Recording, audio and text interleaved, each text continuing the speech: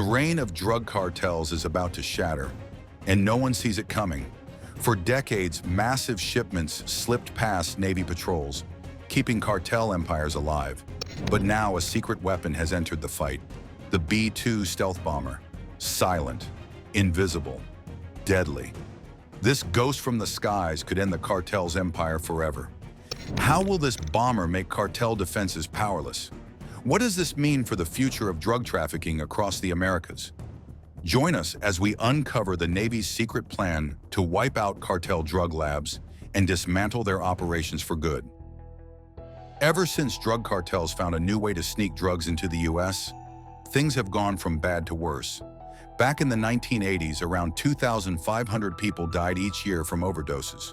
By the early 2000s, that number jumped to 20,000. Now it's over 110,000 people yearly. To put it in perspective, drugs have now killed more Americans than the First and Second World Wars combined. Most of these deaths happen in poor communities, and it's become a severe national crisis. Today, the U.S. uses more than 80% of the world's opioids. The demand keeps growing, and cartels make tens of billions of dollars every year from it. The U.S. has heightened defenses. However, the cartels have found a smart way to dodge U.S. defenses: by going underwater. Submarines, once thought too advanced for smugglers, became their secret weapon. These aren't military machines, but they work well enough. The first ones appeared back in the 1990s. They were made of wood and fiberglass and built deep in swampy forests, far away from the eyes of satellites and drones. Today, these narco subs are much better. Skilled builders are now designing them, and the results are impressive. A modern drug submarine is about 80 feet long and can travel 2,500 miles without stopping for fuel. Each one costs between $1 and $2 million. A small team of 5 usually runs it, and the sub can carry up to 10 tons of drugs, worth over $150 million. They're also much harder to spot. Painted in dull gray-blue colors, they blend in with the ocean. Their shape helps them move quietly without making waves. Some even have a layer of lead inside to hide the heat they give off, which makes them hard to see with special heat-detecting cameras from above. If the Border Patrol gets too close, the crew can open a special valve that sinks the submarine in minutes. Everything, the boat and the drugs, disappears into the deep sea, where no one can reach it. But submarines aren't their only trick. The cartels also use super-fast boats to move cocaine.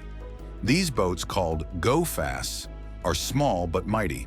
They're about 30 feet long and often have 3 or 4 massive engines, each as strong as a race car. With that much power, they can zoom across the water at over 80 miles per hour, making them nearly impossible to catch. Go-fast boats glide just above the ocean, painted in blue so they're hard to spot. They're small, low in the water, and usually carry only one person, saving space for fuel and illegal cargo. Tanks holding up to 2,000 gallons can travel more than 500 miles without stopping. That's far enough to cross from Colombia to Jamaica or from the Bahamas straight into Florida. Today, the cartels have taken it further by creating boats that combine speed and stealth, something between a go-fast and a submarine. These low-profile boats barely rise above the water, with only a small part showing. They're built using radar-resistant materials and painted to match the sea. They don't go as fast, only about 30 miles per hour, but they're much harder to detect. With submarines hiding deep and these stealth boats skimming the surface, smugglers have made it almost impossible to know where the next load will come from. Seeing how strong and influential the cartels have become, in 2024, while campaigning for his second term in office, Donald Trump made a bold promise. He would crush the cartels, and the moment he was elected, he wasted no time putting a plan in motion.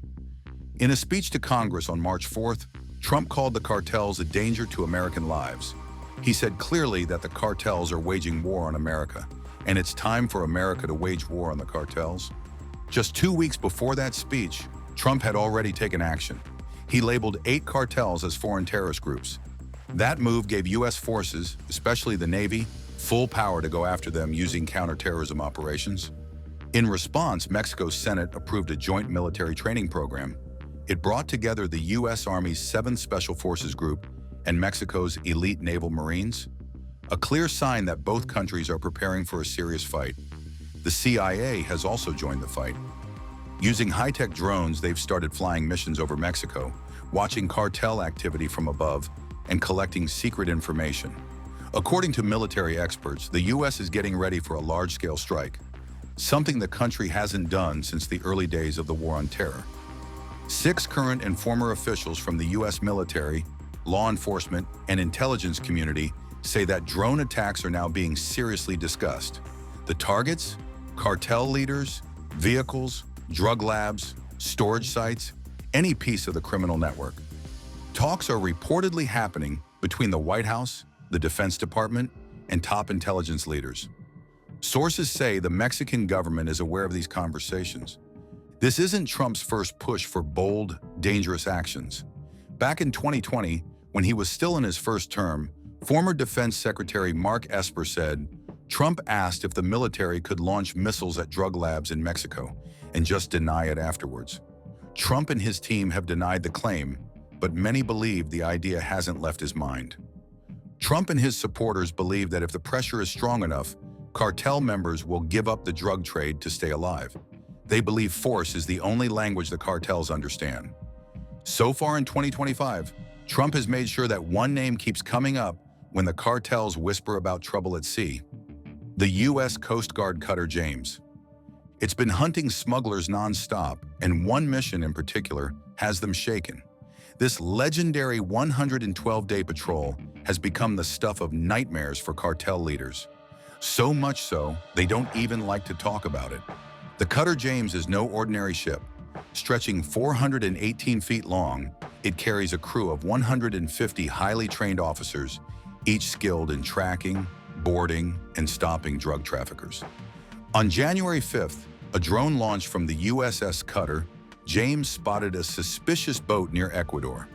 This drone could stay in the air for 18 hours and had ultra-clear cameras to read writing on ships from miles away. It silently followed the target until the boarding crew moved in. They captured 3 men, along with over 2,200 pounds of cocaine. The very next day, January 6th, things escalated. A patrol aircraft picked up 3 go-fast boats moving together, something rare and risky for traffickers. The crew launched helicopters and quickly intercepted all 3 at once. 9 people were arrested, and they uncovered nearly 14,000 pounds of cocaine. On January 7th, traffickers tried something different. They sent out a stealth boat built to hide from radar. But the Cutter James team wasn't fooled. A helicopter locked onto the boat, shut down its engines with precision, and safely captured everyone on board. That stop kept another 8,240 pounds of cocaine off American streets. By January 18th, traffickers were getting desperate. In one case, they started tossing bales of cocaine into the ocean to lighten their load and escape. But the Cutter James crew didn't back off. Small, fast boats chased the smugglers, while other teams scooped up the floating drugs before they sank. In the end, they recovered about 6,000 pounds of narcotics. In just the last 4 months, this one ship alone has taken over 48,000 pounds of illegal drugs off the ocean. That's enough to feed an entire city's drug market for a year. The street value? Around $919 million. A massive blow to the cartel's profits. Warships like the USS Minneapolis-St. Paul and USS St. Louis have also been patrolling the Caribbean, making their busts. They added even more cocaine seizures to the growing list of wins, hitting the cartels where it hurt most, especially Sinaloa and Jalisco New Generation. These non-stop operations have left cartel bosses nervous and scrambling. For the first time in years, they're no longer sure if their shipments will make it or if they'll just disappear into the ocean, seized by the forces now hunting them across sea, air, and land. During these missions, the crew stopped drugs and gathered information. Every time they chased a boat or caught smugglers, they picked up new pieces of the puzzle: secret routes, names of cartel members, and clever tricks used to hide drugs. This intel is now being used to plan future raids, making it harder for the cartels to stay ahead. And the United States isn't backing down. The Pentagon just deployed the USS Gravely, a powerful Navy destroyer armed with Tomahawk cruise missiles, to the Gulf Coast, right near the Texas-Mexico border. It supports both Border Patrol and the Coast Guard and is ready to operate in U.S. waters and international seas. This isn't just a show of force, it's a warning. But that's not all that Trump has in store for the cartels. The US government is preparing to unleash one of its most feared weapons, the B-2 Spirit bomber. This jet isn't like anything the cartels have ever faced. On March 29th, America reminded the world of what the B-2 can do. Several B-2s flew silently toward the Middle East in the dead of night. At precisely 2 that morning, the first bombs dropped on Sada. 10 key targets vanished in minutes. Command centers, radar stations, and bunkers used for secure communications. Built initially to stop nuclear war, the B-2 is still one of the most advanced stealth bombers on the planet. It can fly into enemy territory without being spotted, drop deadly payloads, and disappear before anyone reacts. Each of its 4 engines produces 17,300 pounds of thrust, giving it the power to cruise at over 600 miles per hour while staying high above most missile systems, including anything the cartels might try to use. Now, with these bombers potentially in play, the message is clear. If the cartels thought they could hide in the jungle or bury their labs deep in remote areas, they were wrong. The skies are no longer safe for them, and neither is the sea. In flying, there's something called a radar cross-section, or RCS. It measures how big a plane looks to radar. A large RCS means an aircraft is easy to spot and target. But the B-2? Its RCS is just 0.1 square meters, smaller than a bird. An F-15 fighter jet has a nearly 250 times larger radar profile for better comparison. So, how does the B-2 stay almost invisible? It all starts with its shape. Its body has smooth curves and flowing lines, which help it bounce radar waves away from enemy sensors at steep angles, usually between 60 and 90 degrees. This means the radar doesn't get the energy it needs to spot the plane. So to enemy systems, it's like the B-2 just isn't there, even if it's flying straight at them. Another thing that makes this bomber is its body coating. At first glance, it's just black paint, useful for night missions. But that black surface isn't ordinary paint. It's a secret blend of classified composite materials and iron ball paint. These materials work together to absorb nearly 80% of incoming radar waves. So even if someone somehow detected it, which is already nearly impossible, it would look like a bird or a puff of cloud on the screen. Certainly not the $2 billion flying beast loaded with deadly bombs. Even if the cartels somehow managed to acquire advanced radar systems, it wouldn't make a difference. Take the old Soviet P-18 spoon rest, or even the newer Iranian Qadir radar. Both are long-range radars that work in what's called the L-band, about the 1 to 2 gigahertz range. While great at spotting large ships or planes, they're totally useless against aircraft like the B-2. Using those radars to find a stealth bomber is like catching a needle with a fishing net. It just slips right through. No matter how powerful the radar or how skilled the operator, the B-2 remains hidden. And that's precisely why the B-2 is the perfect tool for the job. Whether flying over deserts, jungles, or the deep waters off the coast of cartel territory, it can strike without warning, disappear without a trace, and leave the enemy in total confusion. Once the B-2s have destroyed the initial wave of targets, they will pull back, and the next strike team will follow through. In the case of the Houthis, the F-18 Super Hornets from the USS Truman roared in, targeting communications towers and cartel broadcast stations. These towers are the backbone of how orders are relayed across remote terrorist and cartel camps hidden deep in forests. Without them, the cartels would be blind and deaf. After the strike team, the B-2s will circle back again. For the Houthis, they weren't dropping massive 2,000-pound JDOMs.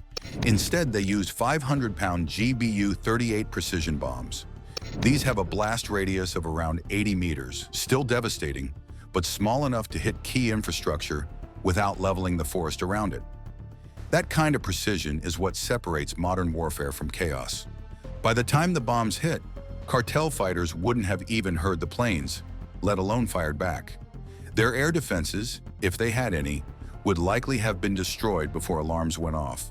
The bomber's powerful General Electric F-118 engines are not just about thrust.